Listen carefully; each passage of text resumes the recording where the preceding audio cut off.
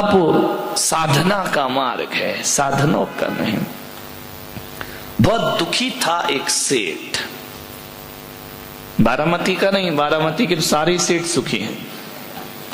बहुत दुखी था वो सेठ, उसकी सेठानी भी दुखी थी। सब कुछ था उनके पास, धन था, दौलत था, रुपया था, पैसा था, सब कुछ था, बस एक चीज की कमी थी। ध्यान रखना, एक चीज की कमी तो दुनिया में सबके पास होती है। टाटा बिरला के पास भी जाओ तो उसके पास भी एक चीज की कमी होगी। रिलायंस बंधु के पास जाओ तो उनके पास भी कुछ ना कुछ कम होगा।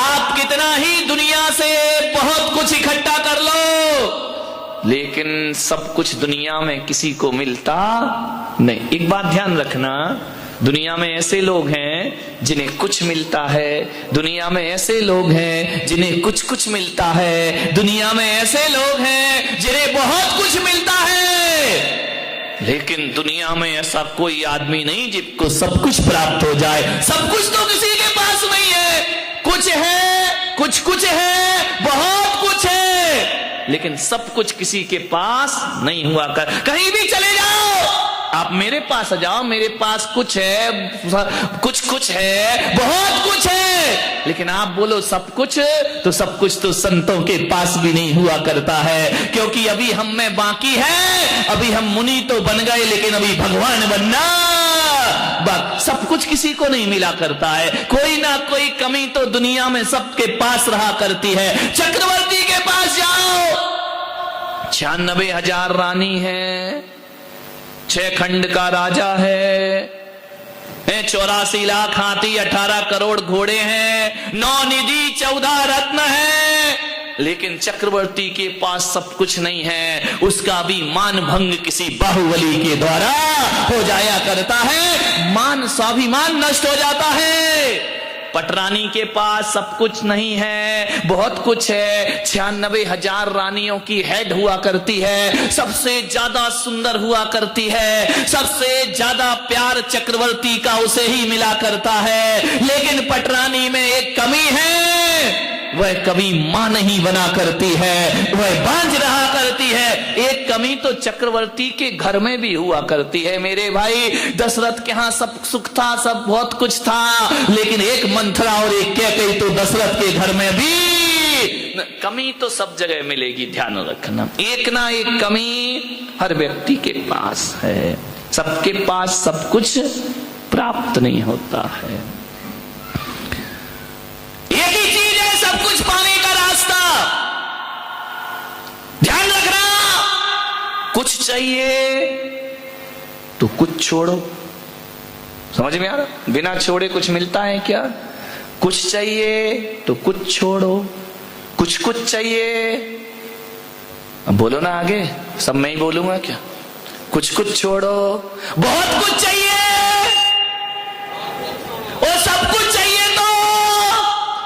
जो सब कुछ छोड़ता है उसे सब कुछ प्राप्त हो जाता है। कुछ चाहिए तो कुछ छोड़ो, कुछ चाहिए कुछ छोड़ो, बहुत कुछ चाहिए बहुत कुछ छोड़ो, और सब कुछ चाहिए तो भगवान की तरह सब कुछ छोड़। ध्यान रखना, ये दुनिया का गणित है। जो सब कुछ छोड़ेगा उसे सब कुछ प्राप्त होगा, जो कुछ छोड़ेगा उसे कुछ प्राप्त होगा। बस यही उत्तम तप का दिन है। सेठ एक मुनि के पास पहुंचा, महाराज प्रणाम किया मुनि को। सेठ भगवान का प्रणाम करने के बाद पूजन करने लगा।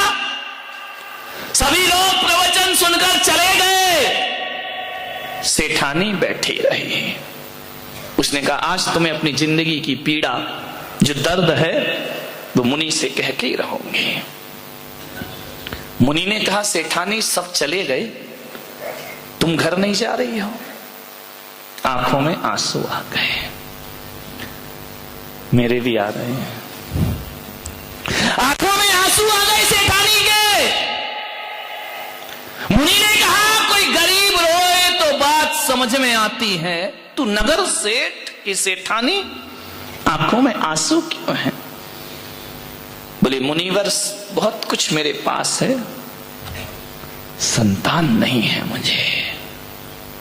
मुनि ने कहा, संतान नहीं? बोले हाँ।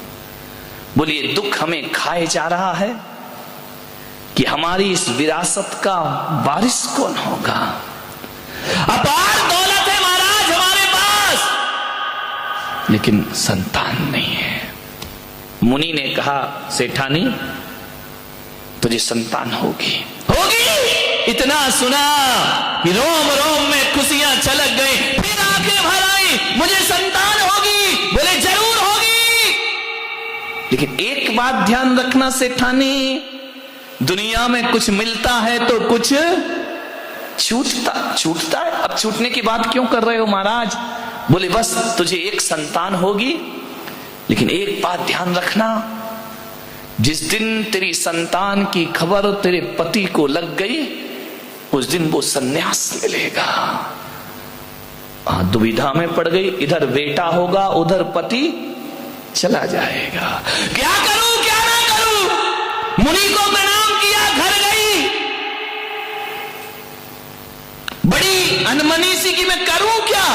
एक नारी की दुविधा, उधर पति छूटता है तो औलाद आती है, और औलाद नहीं आएगी तो पति रह। बड़ी दिक्कत में आ गई, बड़ी परेशानी में आ गई वो सेठानी, मैं क्या करूं कहां जाऊं। एक दिन सेठानी गर्भवती हो गई। सेठ से कहा, सेठानी ने बताया नहीं कि पता चला कि इसको वैराग्य हो जाएगा, ये सन्यास ले लेगा। जिंदगी भी कैसे खूबसूरत मोड़ पे ले जाके धोखा दिया करती है, जिंदगी भी कहां ले जा करके उलझा दिया करती है। इको कम विचार करिए। सेठानी ने कहा कि सेठ जी मेरी तबीयत सही नहीं है। वैद्यों से कहा कि सेठ को ऐसा उपाय बताओ कि मैं 9 महीने तक किसी गुप्त स्थान में रहूंगी, क्योंकि उधर पति को बचाना है, उधर मां बनने का सुख प्राप्त करना है। सेठ ने कहा कोई बात नहीं, यदि सेठानी की तबीयत खराब है तो नीचे जो तलघर है उसमें सेठानी की सारी व्यवस्था कर दी जाए। वैद्यों ने कहा कि किसी की नजर भी नहीं पड़ना चाहिए सेठानी पर। सेठ ने कहा ऐसी क्या बीमारी है? अब बोले आप ये बीमारी छोड़िए, सेठानी का जीवन बचाइए। सेठ ने सारी व्यवस्था नीचे कर दी। विधि ना तेरे लेख किसी से कहे न जाते हैं।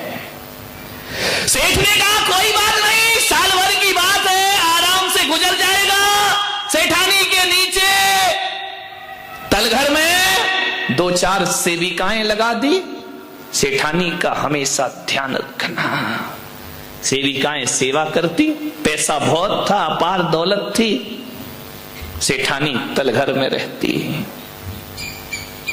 एक दिन सेठ कहीं घूमने जा रहे थे, सुबह सुबह का समय, प्रातः काल का समय। क्या देखते हैं कि उसके घर की दासी सरोवर में कुछ रक्त रंजित कपड़े धो रही है। सेठ ने देखा कि ये दासी क्या धो रही है इस सरोवर में। पूछा जाकर, क्या धो रही हो यहां पर, तुम कर क्या रही हो? घबरा गई दासी। सेठ ने कहा तेरी आंखों में घबराहट दिख रही है, बता तू क्या किया तूने, क्या हुआ है? उसने घबराहट में कह दिया, सेठ जी आपके घर में पुत्र का जन्म हुआ है। इतना सुना सेठ ने कि मेरे घर में पुत्र का जन्म, गूढ़ गर्व मुझसे ही छुपाया गया, मुझे ही नहीं बताया, मेरी ही पत्नी ने, और कहा कि स्वास्थ्य खराब है इसलिए तलघर में रहूंगी। मुझसे मेरी औलाद छिपाई गई, मुझसे मेरे सत्य को छिपाया गया सेठ घर। और जैसे ही जाकर देखा, सीधा तलघर में उतरा। सेठानी ने कहा कौन है, कोई ना आए यहां। सेठ ने कहा मेरे घर में रहकर मुझे मना कर रही है, मुझसे छुपा रही है। मैंने सुना है तुझे पुत्र की प्राप्ति हुई है। सेठानी घबरा गई। सेठ ने देखा कि बालक का जन्म हुआ है, उठाया बालक को अपने हाथों में, और देख करके बालक को मां के हाथ में सौंपा और कहा इसे संभालो। लेकिन सेठानी तुमने मेरे साथ अच्छा नहीं किया, ये बात मुझसे छिपाने की जरूरत क्या थी? क्या जरूरत थी सत्य को छुपाने की? धिक्कार ये संसार, यहां अपने ही अपने नहीं हुआ करते हैं और कहते हैं सेठ ने घर बार छोड़ा और सन्यास के लिए जंगल की तरफ।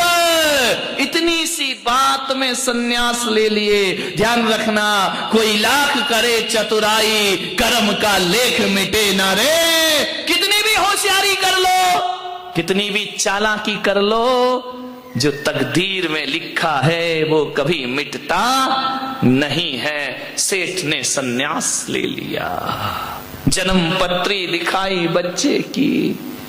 ज्योतिषियों ने कहा कि सेठानी संभाल के रखना। बोले क्यों? बोले यदि संसार की नश्वरता समझ में आ गई तो ये भी चला जाएगा। सेठानी ने कहा मैं तो दोनों तरफ से लुट गई, पति भी गया और बच्चा भी जाएगा। बोले संभाल के रखना। उस सेठानी ने उस बच्चे को कैद कर दिया महल के अंदर। तुम बाहर नहीं जाओगे। परिचारिकाओं से कह दिया इसे बाहर की हवा नहीं लगना चाहिए और कोई भी नश्वरता इसके सामने नहीं आना चाहिए। यही मेरे जीवन का आधार है, अब यही बचा है मेरे जीवन में। उसको महल में, शीश महल में कैद कर दिया बच्चे को। वहीं रहता, वहीं खाता, वहीं पीता, सारा जीवन उसने अंदर ही गुजारा। ना सूर्य की रोशनी देखी, बगीचे में जो फूल आते थे मुरझाने से पहले तोड़ दिए जाते थे, पत्ते पीले हों उससे पहले झरा दिए जाते थे कि शायद ये दृश्य देखकर मेरे बच्चे को सन्यास ना हो जाए। बंद कर दिया मोह में उसने। ना कोई मिलता, ना आता, ना जाता। एक बार नगर में एक कंबल बेचने वाला आया,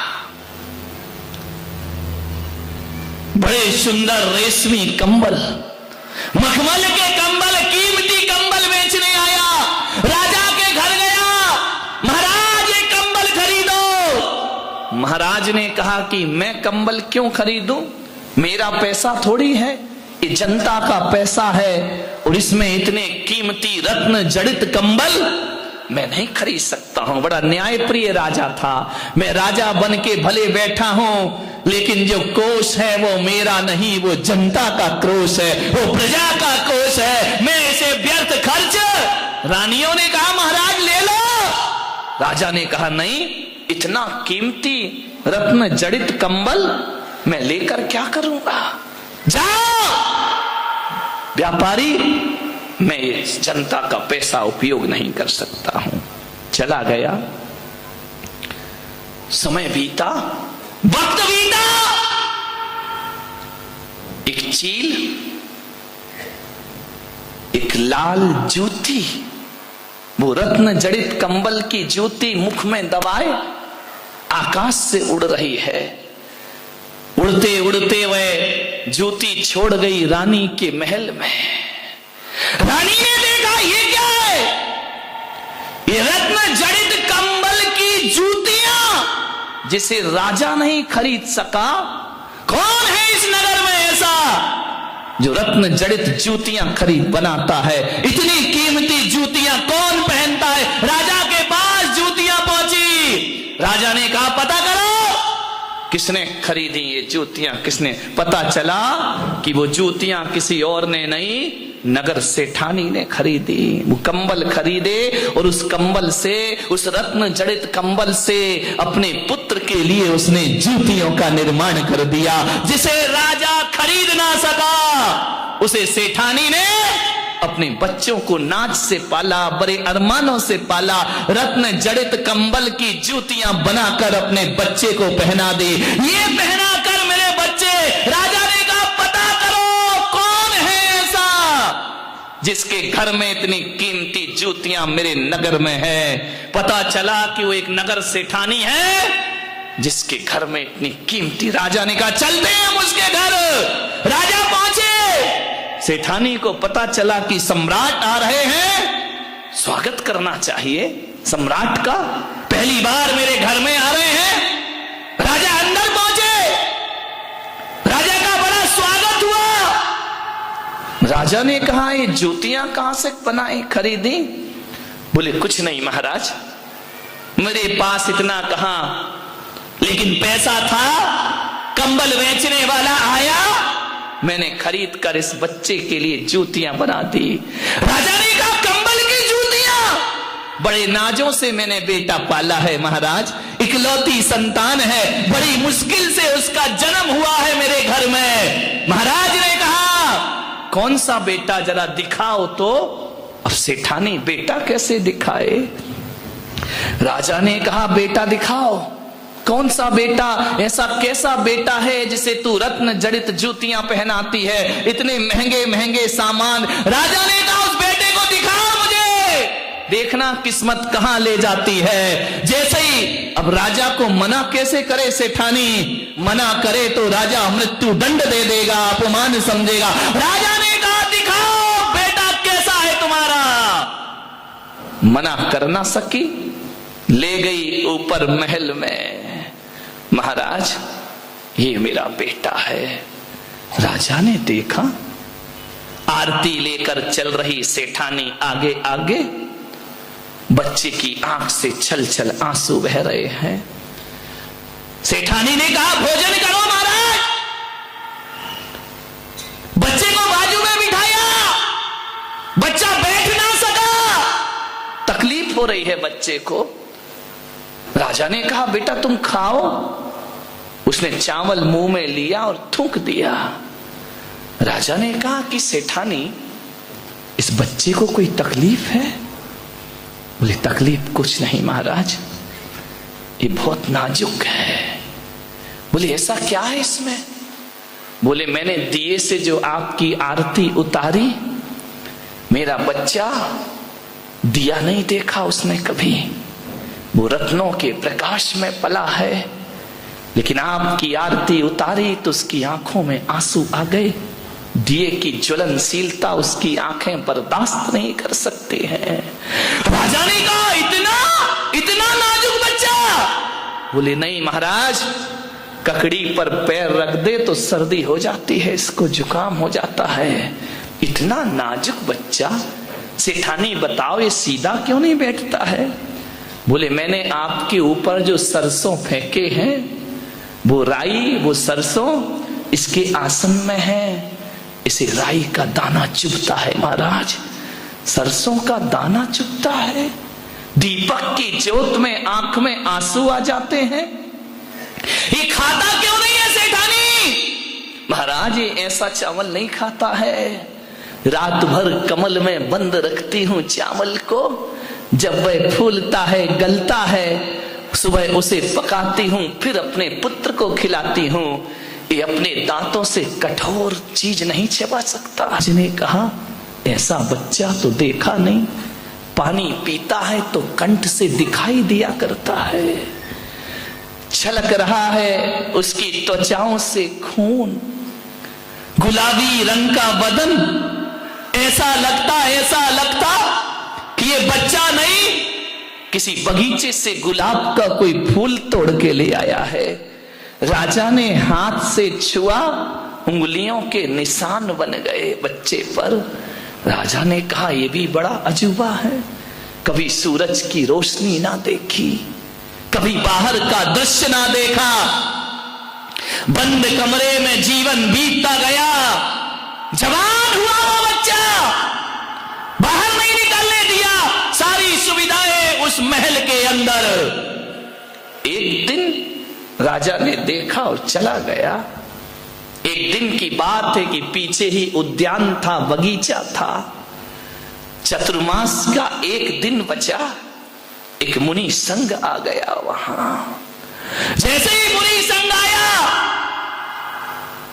सेठानी ने दरवाजे बंद करा दिए, सेविकाओं से कहा कि उस मुनि की तरफ इसकी दृष्टि नहीं पड़ना चाहिए, ये मुनि को ना देख पाए, और ऐसी व्यवस्था करो कि मुनि यहां चातुर्मास ना करें, उन्हें बगीचे से पता चला बाहर निकालने गए तो मुनि कोई और नहीं, वही सेठ था जो छोड़ करके चला गया था। उसने चातुर्मास की स्थापना कर ली। सेठानी ने कहा, तुम क्यों आ गए यहां मेरी जिंदगी को उजाड़ने के लिए? एक तरफ तो मुझे छोड़कर चले गए, अब मेरा बच्चा भी लेने आए हो। मुनि ने कहा, हम 4 महीने मौन रहेंगे, उपदेश नहीं होगा, क्योंकि हमारे चातुर्मास का समय हो गया है। दीपावली का दिन, चातुर्मास का विसर्जन, अमावस्या की रात, संत ने कहा हो गया चातुर्मास, मौन भी खंडित होता है। पाठ कर रहे हैं भगवान का, भक्ति पढ़ रहे हैं। सुबह सुबह आवाज पड़ी बच्चे के कान में कि कोई अड़िहंताड़म सिद्धाड़म बोल रहा है। बच्चे ने तो कभी सीखा ही नहीं था। उसने सेविका से कहा, मुझे छत पे जाना है। सेविका ने कहा, नहीं राजकुमार, तुम वहां नहीं जा सकते हो, हम तुम्हारी सेवा में खड़े, आदेश करो क्या चाहिए। उन्होंने कहा, नहीं मुझे तो जाना है, चाहे कुछ भी हो जाए। जिद कर ली, परिचारिका को धक्का मारा। जैसे छत पर पहुंचे, मुनि पर दृष्टि पड़ी, घसीट कर ले आई सेठानी। चल अंदर, बाहर नहीं जाना। ये कौन है? ये वस्त्र क्यों नहीं पहने हैं? अरे ये पशु है, पशु। मोह कितना अंधा होता है, ध्यान रखिए। जिस मुनि के आशीर्वाद से संतान पैदा होती है, वही मनुष्य मोह के अंधे आदमी को पशु दिखाई दिया करते हैं। बोले ये जानवर है, ये कपड़े नहीं पहना करते हैं। बच्चे ने कहा, माँ कुछ तो है इनमें। बोले चल अंदर। बंद किया दरवाजा, ताला डाला, बाहर नहीं निकलना, ध्यान रखना। रात को 12 बजे पाठ चल रहा है, विसर्जन। बच्चा सो नहीं पा रहा है, रात भर करवटें बदल रहा है। देखा बच्चे ने सुबह सुबह 3 बजे प्रातः काल, सब सो रहे हैं, सेठानी सो रही, सब सो रही। मां की साड़ी डाली खिड़की से, फेंक दी नीचे साड़ी, और रात्रि के घनघोर अंधेरे अमावस की रात उतर गया साड़ी से नीचे। हाथ लहू लुहान हो गए।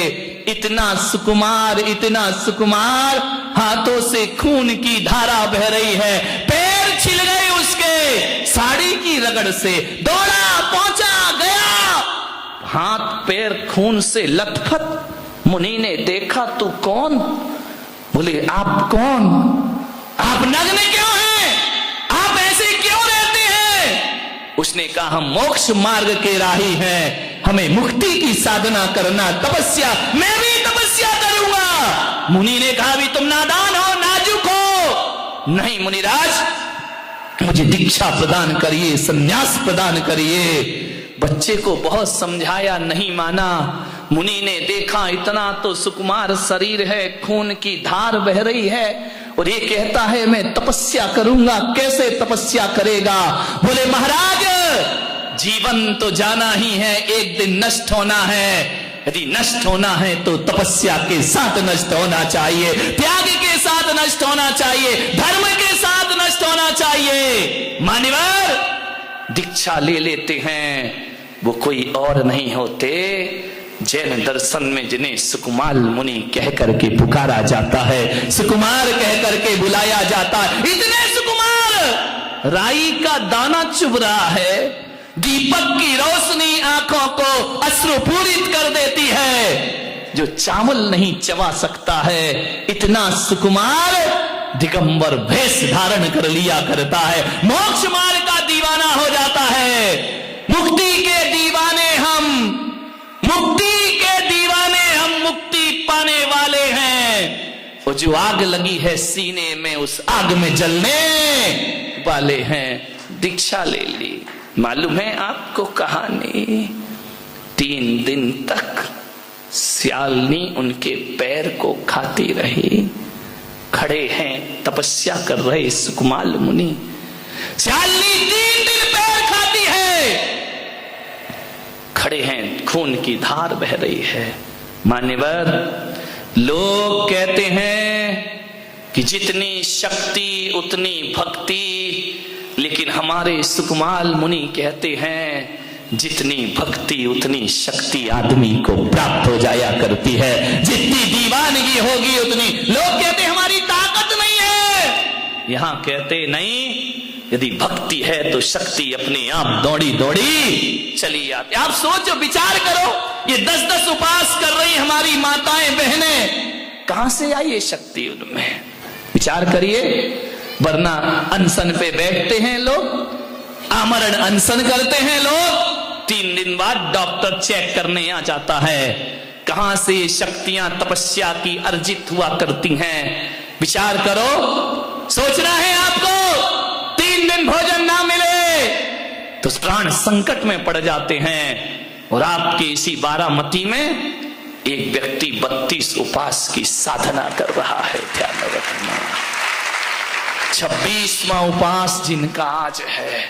ऐसे आते हैं मेरे कमरे में सीढ़ियां चढ़ करके, मैं कहता हूं कोई कमजोरी नहीं महाराज, कोई कमजोरी नहीं। मैंने कहा कोई तकलीफ? कोई तकलीफ नहीं। मान्यवर, कहां से आती है ताकत? 32 उपास इस कलयुग में करना बच्चों का खेल नहीं हुआ करता है। मान्यवर, हम तो कह देते हैं साधना कर रहे हैं, इन्हें प्रणाम करो, इन्हें हाथ जोड़ो, कठिन साधना हुआ करती है। मान्यवर, ऐसे ही लोग ये उपवास कर रही हमारी माताएं बहनें, 10-10 दिन का उपवास, ये व्यर्थ नहीं है। ये मान करके चलना कि इन्होंने जिंदगी की भूमि में मोक्ष का बीज बो दिया है। ध्यान रखिए, आज नहीं तो आने वाले कल, काले वाला कल नहीं, तो इस जिंदगी में ध्यान रखना, बीज आज बोना पड़ता है, फल बाद में मिला करता है। ध्यान रखिए, ये 10 लक्षण धर्म की साधना, ये तपस्याएं, ये साधनाएं, मान्यवर, बच्चों का खेल नहीं हुआ करता है, बहुत बड़ी साधना है। भगवान महावीर ने साधना का मार्ग दिया। ऋषभदेव भगवान, जिन्हें 1 वर्ष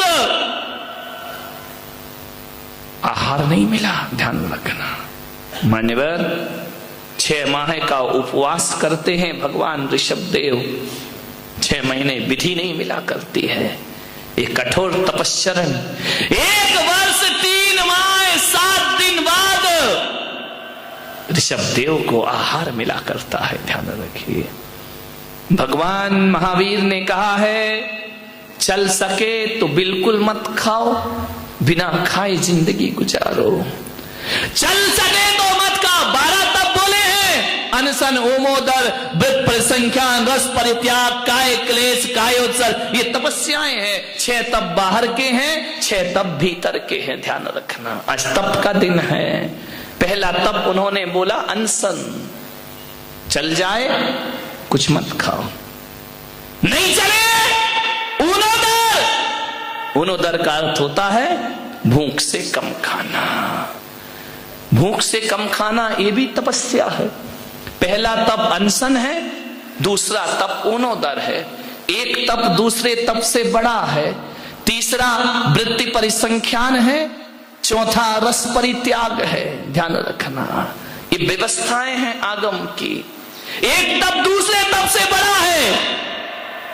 चले तो बिल्कुल मत खाओ, खाना पड़े जीवन चलाने के लिए कम खाओ, भूख से कम खाओ। तुम्हारी भूख कितनी है बताओ जरा। ऊनोदर तप करना है अपने को, कितनी भूख है, कितनी रोटी खा ले सुभाष सेठ?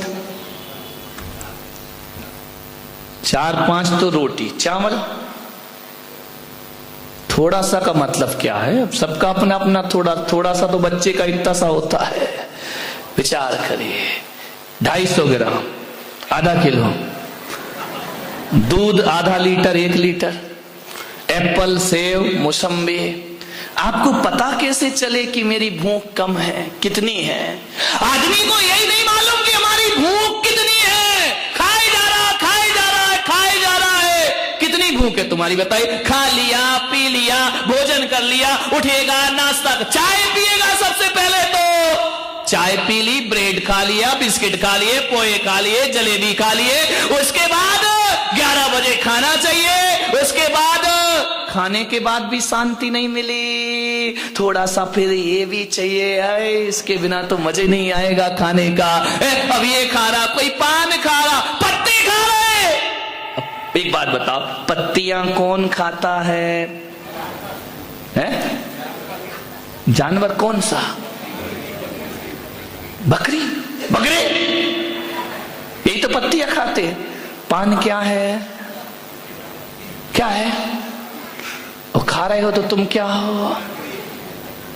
विचार करें, आज मत बनो बकरे, ध्यान रखिए, विचार करिए। आप पान मसाला खा रहा है, और किसी ने रास्ते में बोला आओ यार थोड़ा ठंडा पी लो, लाओ ठंडा भी पी लेते, थोड़ी देर चाय पी लो, लाओ चाय भी पी लेते, थोड़ी सौंफ भी खा लेते, सुपारी भी खा लेते। कितना खाता है आदमी, कितना खाता है। एक आदमी तो ऐसा है कि रात को पान मसाला दबा के सोता है, सवेरे तक दबाई रहता है। ध्यान, कितना खाता, दिन में खाता आदमी, दिन भर खाता है आदमी, रात में खाता है। कई तो ऐसे हैं जो पर्यूषण में भी रात में, कैसे कल्याण होगा तुम्हारा बताइए, सोचिए। कहां महावीर का धर्म, कहां जिनेंद्र भगवान का धर्म, कहां आप विचार करिए।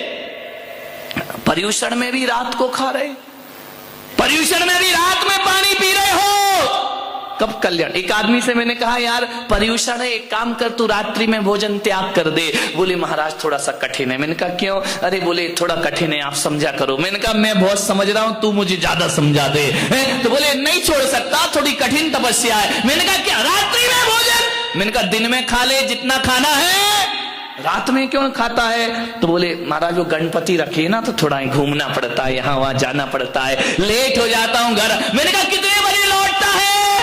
10 बजे के बाद तो गणपति भी बंद कर देते हैं ना अपना दरवाजा, कि भाई 10 बजे के बाद म्यूजिक नहीं बजेगा। मैंने कहा एक काम कर, तू 10 बजे के बाद कर, तू 11 बजे तक का नियम ले ले। बोले 11 बजे तक का नियम नहीं हो सकता महाराज। मैंने कहा 11 बजे रात तक का? बोले कभी कभी बंबई जाना पड़ता है, माल लेके आता हूँ, ट्रेन लेट हो जाती है, गाड़ी लेट हो जाती है, ट्रैफिक में फंस जाता हूँ, तो 12 तो वैसे ही बज जाते हैं। तो मैंने कहा 1 बजे तक का नियम ले ले कि 1 बजे के बाद नहीं खाऊंगा।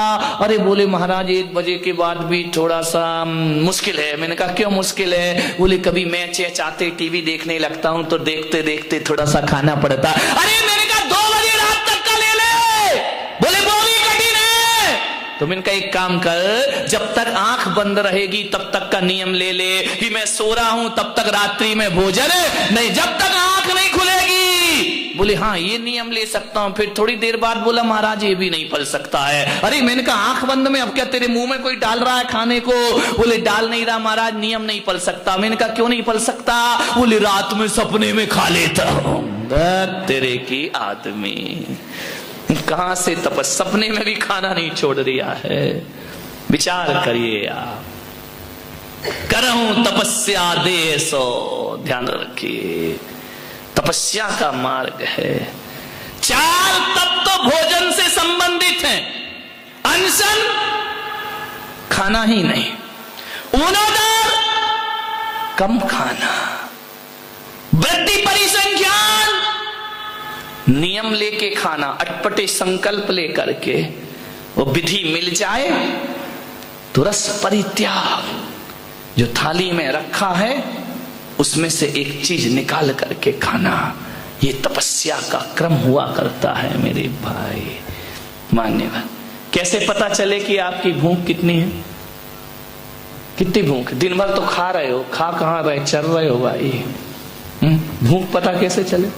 अजित सेठ अपनी भूख कितनी? नहीं नोट की नहीं, नोट की तो जिंदगी खत्म नहीं। आज चेहरे पे चमक है अजित सेठ के, आज बोली अच्छी गई है ना, मजा आ गया। ध्यान रखिए, आपको सोचना है कितनी भूख है आपकी। आचार्यों ने बताया कि पहले अपनी भूख पता करो, फिर उससे कम खाना। कितनी भूख है? आदमी परफेक्ट नहीं बता पा रहा है कि मैं कितना खाता हूं।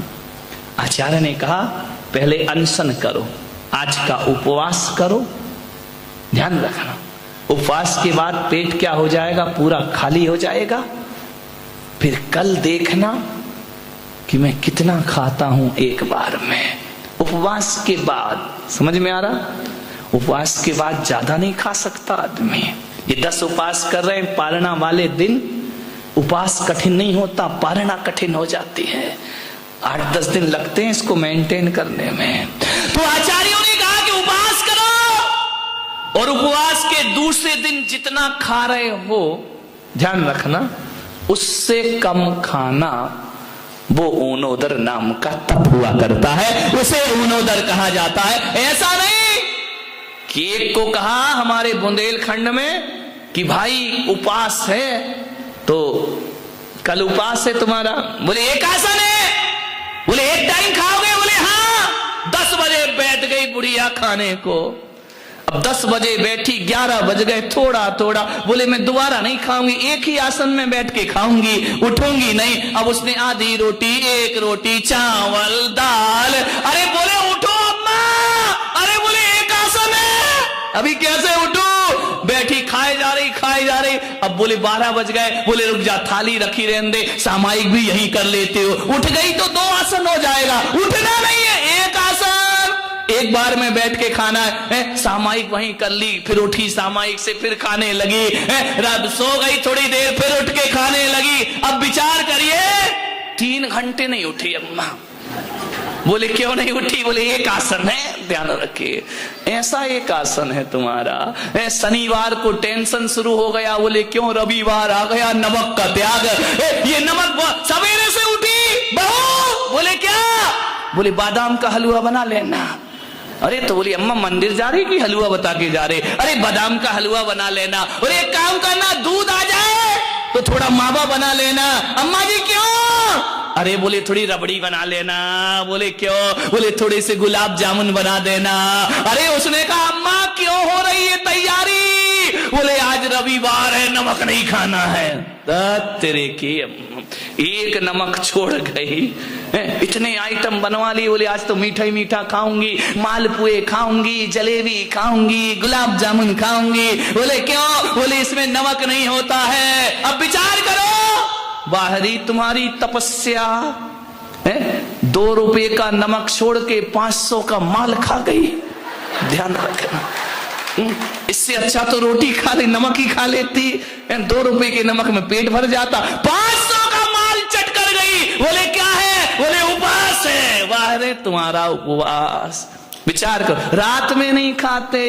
बोले क्या करें? अब थोड़ा सा सिंगदाना को फ्राई कर लीजिए, तल लीजिए, वो खा लेंगे। विचार यही चलता। केले के चिप्स ले आओ। बोले क्यों? रात्रि भोजन। तेरे का त्याग, 2 किलो दूध पी गया, आधा किलो सिंगदाना खा गया, बादाम चल रही है, काजू चल रहे हैं, फ्राई, काली मिर्च डले, नमक डले, घी में फ्राई। कौन बोला महाराज मुंह में पानी आ रहा है? काजू खा गए, किशमिश खा गए। बोले क्यों? हमने कहा ये क्या है? बोले रात्रि भोजन त्याग है। तेरे की, इससे अच्छा 2 रुपए की रोटी खा लेता भाई। ये 500-500 रुपए किलो का काजू खा रहा है, बोल रहा है कि हमारा रात्रि भोजन त्याग है। ये त्याग है, ये आसक्ति है। एक बात बताओ, जो रात्रि में फलाहार करते हैं, रात्रि में दूध पीते हैं, हमारे यहाँ क्यों त्याग करा गया रात्रि भोजन का? इसलिए तो कराया गया ना कि इसमें जीव गिर जाएंगे, सूक्ष्म जीव गिरेंगे, हिंसा हो जाएगी, पाप लगेगा, मांसाहार का दोष लगेगा। अब जो व्यक्ति फलाहार खा रहा है, काजू खा रहा, किशमिश खा रहा, बादाम खा रहा, हलवा खा रहा है, रबड़ी खा रहा है। अब एक बात बताओ, सारे जीवों ने मीटिंग करी है बैठ करके?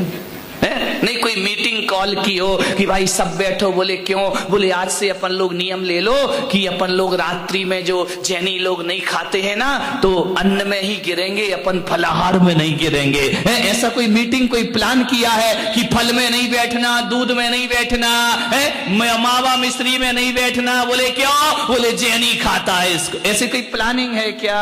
ध्यान रखना, जीव राशि तो भाई अन्न में भी मरती है और फलाहार में भी मरा करती है। वो कोई रात्रि भोजन त्याग नहीं है। 900 चूहे खा के बिल्ली हज को चल। ये तपस्या हमारी। इच्छा निरोधः तपः। ध्यान रखिए, भोजन खतरनाक नहीं, भोजन की इच्छाएं खतरनाक हुआ करती हैं। पदार्थ खतरनाक नहीं है, पदार्थों को पकड़ने की आकांक्षा खतरनाक हुआ करती है, आसक्ति। आज उत्तम तप का दिन। ऐसा तो नहीं कि भोजन छोड़ के दिन भर भोजन ही याद आ रहा हो। एक आदमी तो ऐसा मिला रामलाल, मुझे ऐसा मिला कि उसने दिन भर तो 14 का उपवास किया और रात को 12:05 पे उपवास तोड़ दिया। मैंने कहा ऐसा क्यों किया? बोले जमाना बदल गया, अंग्रेजी माध्यम से डेट चेंज हो गई, मेरा उपवास पूर्ण हो गया। मैंने तो 5 तारीख का उपवास किया था, 12 बजे की बात तो 6 तारीख लग जाती है, मेरा उपवास पूरा हो गया। इसका नाम तपस्या, इसका नाम त्याग। तपस्या का मन हो तुरंत कर लेना। नहीं तो एक आदमी को मैं जानता हूं, इतना बेईमान, इतना बेईमान, इतना बेईमान। उसने अपनी पत्नी से कहा इस बार तो 10 उपवास जरूर करूंगा। पत्नी ने कहा जा दर्पण में मुंह देख, 10 उपवास करेगा है, सुबह से तो तुझसे छूटा, चाय तो छूटती नहीं, 10 उपवास करेगा। अरे तू ज्यादा बहस मत कर, जब मैंने कह दिया करूंगा तो करूंगा। बोले पक्का करोगे? बोले पक्का करूंगा। अब पत्नी ने कहा चलो धन्य हो गई कि अब इस बार 10 उपवास करेगा। उसको विश्वास तो रत्ती भर नहीं था कि एक भी करेगा है, तो उसने कहा कि 10 उपवास पक्का करूंगा। सुबह से उठा, मंदिर गया, पूजा की, पाठ की। मंदिर से घर आ रहा था, एक आदमी बोले कहाँ जा रहे सेठ जी? बोले यार मंदिर से घर जा रहा हो। बोले आओ ना समोसे खा लेते हैं थोड़ा सा। अरे बोले यार समोसे तो याद तुम्हें याद तो रहा नहीं, और समोसा खा गया रामलाल। घर लौट के आया, पत्नी ने कहा उपवास की साता है, सुख शांति है। अरे बोले काहे का उपवास में तो समोसा खा गया है। बोले खा लिया क्या? बोले हाँ। अरे बोले अब छोड़। पत्नी ने कहा 10 उपवास थे ना तुम्हारे, तो बोले अब ऐसा करते हैं अपन 5 करेंगे। 10 तो देखो अब आज का व्रत टूट गया तो टूट गया, कल से 5 उपवास जरूर। 5 उपवास का संकल्प, फिर टूट गया, फिर खा लिया। उसने सोचा, पत्नी ने कहा यार तुम फिर 5 भी नहीं कर पा रहे, तो बोले ऐसा करो कि रत्नात्रय के तेला कर लेंगे, लास्ट में जो 3 दिन होते हैं उसमें तुम्हें जरूर करूंगा, तू मुझे याद दिलाना। पत्नी ने कहा ठीक है कर लेना, 3 दिन ही कर लेना। पत्नी को तो मालूम था रामलाल कुछ करने वाला नहीं है। 3 दिन का आया, उठा के सवेरे दूध पी गया। पत्नी ने कहा तेला। अरे अब बोले तेला तो अब गया, अब काय का तेला, अब दूध पी गया मैं तो बोले एक काम करता हूं, अब 14 का एक उपवास, तेला तो होगा नहीं, बेला तो हुआ नहीं, अब अकेला ही कर लूंगा, एक कर लूंगा। 14 वाले दिन उठते ही साथ रामलाल पोए जलेबी खा गया। बोले कि क्यों? अब उसने कहा यार अब देखो, अब मैंने ये सोच के खा लिया कि जब 10 नहीं किए तो 3 करने से कौन सा मेरा कल्याण हो जाएगा। अरे खाओ पियो, अरे अगले साल तो पक्का करूंगा। ध्यान रखिए, आदमी के अरमान धरे रह जाते हैं, जीवन में कुछ नहीं हुआ। इच्छाओं का निरोध करो, ये सबसे बड़ी तपस्या हुआ करती है मेरे भाई। आप सबने सुना 10:15 बज गए, क्या करें, पब्लिक भरती है तो फिर अपन भी शुरू हो जाते हैं ना। कल रविवार है, कल त्याग का दिन है। उत्तम त्याग कहो जग सारा, औषधि शास्त्र अभय आहारा। कल त्याग है, फिर आकिंचन, फिर ब्रह्मचर्य, उसके बाद तुम भी फ्री, हम भी फ्री, भगवान तुम भी फ्री। अब मिलेंगे अगले साल 10 दिन। होते ना लड़ैया, मरैया, सदैया, भदैया, कई प्रकार के जैन होते। जय कुमार जी हैं, कई प्रकार के जैन होते, एक लड़ैया, एक मरैया, एक सदैया, एक भदैया। नहीं जानते? सदैया कौन होता है? जो रोज मंदिर जाता है, वो सदा मंदिर जाता है। एक भदैया जो भादों के भादों मंदिर जाता है। एक मरैया, किसी के घर में कोई मर गया तो चलो देव दर्शन करा लेते। एक लड़ैया, वो क्या करता है, सबसे ज्यादा लड़ाई 14 को होती है, कल है 14, उस दिन हिसाब किताब होते, चुनाव होते, पूरे देश में लड़ाइयां। ये लड़ाइयां जैन, ध्यान रखना, भदैया जैन की परसों से छुट्टी हो जाएगी, अगले भादों में फिर प्राप्त होंगे, ध्यान रखिए। मान्यवर, पर्यूषण तारीखों में ना आए,